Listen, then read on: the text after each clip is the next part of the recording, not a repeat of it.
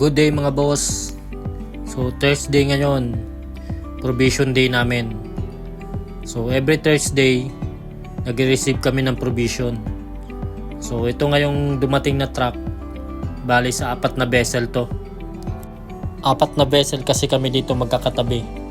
Pero nagde-deliver din to sa ibang vessel na nandito sa yard.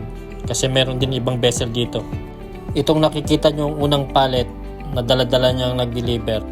Tapos yung isa pang pallet na kasunod. Yan, maya-maya kukunin niya. Maniwala kayo sa hindi mga boss. Pang 3 tao lang yan. Para yan dun sa isang vessel na kasama namin. Tapos every week pa nagpo-provision.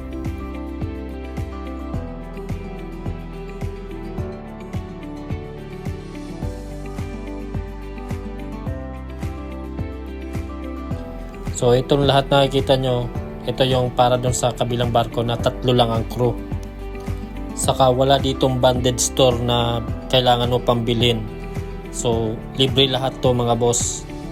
Mapatubig, kahit ano libre dito. Toothpaste, sabon, lahat. Lotion, so libre wala dito. Mayroon, natin mo? Special mo na itong travel ay. Yata si mo. Ha? Ito. Ha? Special mo na. Ito yata si mo. Pwede rin. Pwede rin. 100 kan. Tubig. Masaya pag tuwing provision kasi ito rin yung time na nagkikita-kita kami lahat. Nakakapagkwentuhan at nakakapagkamustahan. Saka nakakapag-share din kami ng luto dito. Meron mga galing na magluto, maggawa ng merienda, yun, nagbibigayan. So, umakyat na ako rito mga boss para tulungan ko naman i-distribute yung mga provision sa kada vessel. So, itong unang vessel na itong malapit, dito to sa katabi namin kasi nandun kami sa kabila. So, tulong-tulong lang kami rito. So, ito na yung provision namin. So, dito naman kami sa bandang likod sa pupa dumaan para ilipat naman doon sa kabila. So, pasa-pasa lang kami para medyo magaan sa trabaho.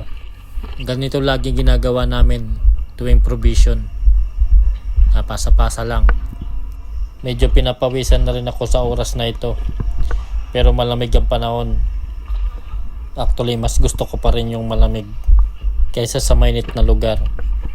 Matagal-tagal din akong nadestino sa UAE. Sa UAE, mas grabe. Kahit nga konting minuto lang, papawisan ka talaga.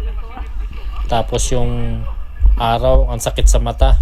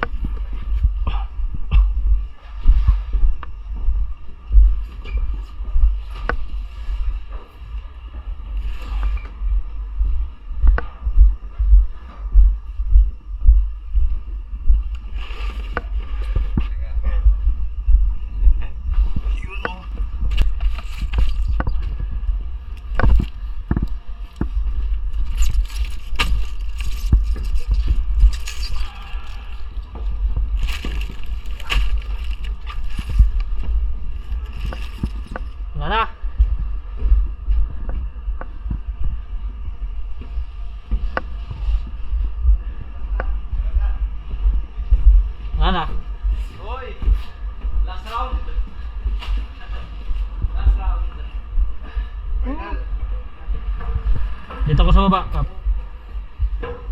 Dito ako sa baba.